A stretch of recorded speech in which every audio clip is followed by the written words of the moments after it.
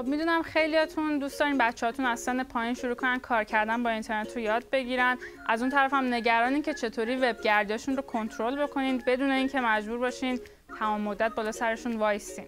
برای اینکه ورود به یک سری از سایت‌ها رو ببندین یا به اصطلاح قفل بکنید، دو تا راه دارین. یکی اینکه روی براوزرها یا مرورگرایی که از قبل روی کامپیوترتون هستن تو تنظیماتش دستکاریایی بکنید، یا اینکه میتونید یه سری براوزری که مخصوص کودکان طراحی شده رو روی کامپیوتر نصب بکنید و بچه‌ها از اونها استفاده بکنن.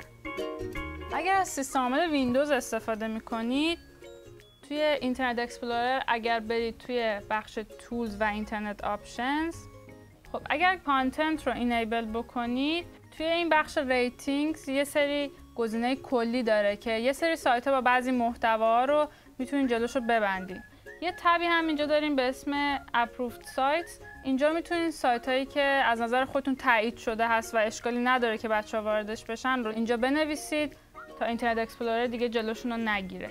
اگر ویندوز ویستا یا ویندوز 7 استفاده میکنید، یک بخش پرنتال کنترلز هم توی اینترنت آپشن دارین که اونجا میتونین علاوه بر لیست سایت های تایید شده یه لیست سیاه هم به اصطلاح درست کنین و یه سری سایت های خاص که میخواین جلوشون رو ببندین و اونجا لیست بکنین.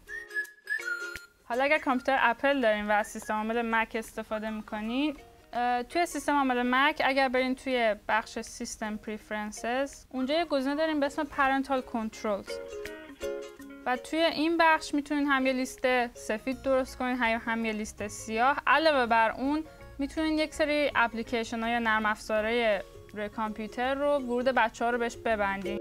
اما اگر از براوزرهای دانلود شده مثل گوگل کروم یا فایرفاکس استفاده میکنین، این براوزرها خودشون همچین تنظیماتی روشون ندارن، بلکه باید یه سری پلاگین یا یه سری برنامه‌های ادان روشون نصب بکنید و اونها گزینه‌هایی دارن که شما میتونید یه سری تنظیمات برای استفاده بچه‌ها انجام بدید. یکی از این برنامه‌های ادان لینک اکستند هستش که لینک اکستند یه گزینه‌ای به اسم کید سیف داره که اونجا میتونید کنترل بکنید ورود بچه‌ها به سایت‌ها رو و جلوی یک سری از وبسایت‌ها رو ببندید. یکی دیگه از این برنامه‌های ادان که خیلی هم پرطرفدار زودلزه. زودلز رو میتونین روی براوزر خودتون نصب بکنید یا میتونین جدا اپلیکیشن خودش رو استفاده بکنید که اپلیکیشن برای آیپد، آیفون و اندروید هم داره علاوه بر کامپیوتر. برای بچهای زیر 8 سال طراحی شده. خودش یه سری بازی داره، یه سری ویدیوهای آموزشی داره که بچه‌ها میتونن ازش استفاده بکنن. اما شاید بعضیاتون دوست ندارین که براوزری که استفاده میکنین رو توی تنظیماتش دستکاری بکنین، دلتون میخواد همونجوری که هست بمونه.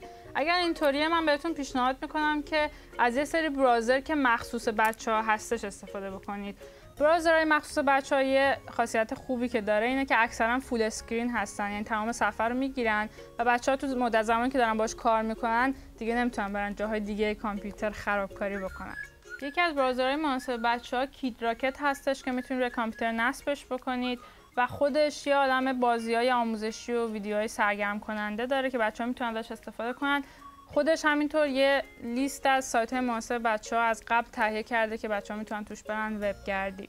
ولی کید راکت فقط روی ویندوز کار میکنه.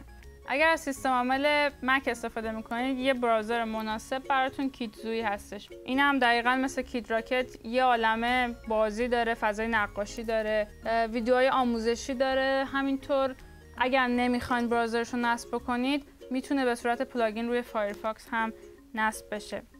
آخرین براوزری که میخوام بهتون معرفی بکنم پیکلاک هستش. پیکلاک همه ویژگی‌های اون براوزرهای قبلی رو داره، علاوه بر این که روش میتونین برای بچه‌تون یه ایمیل ادرس بگیرین که توی فضای کاملا کنترل شده بتونه ایمیل رد و بدل بکنه. متاسفانه همه وبسایت‌هایی که توی این براوزرها لیست شده و برای کودکان مناسبه میدونین که وبسایت‌های انگلیسی هستن. من هر چقدر روی اینترنت گشتم نتونستم یک وبسایت مناسب کودکان که به زبان فارسی باشه پیدا بکنم. البته اینا زبان انگلیسیشون اونقدر ساده است که یه جورایی میتونه به آموزش زبان انگلیسی بچه‌هاتون هم کمک بکنه. ولی دنبال وبسایت‌های فارسی هم هستم. به محض اینکه یکیشون رو پیدا بکنم به بیتا میگم توی وب نورد بهتون معرفی بکنه. برگردیم پیش نیما.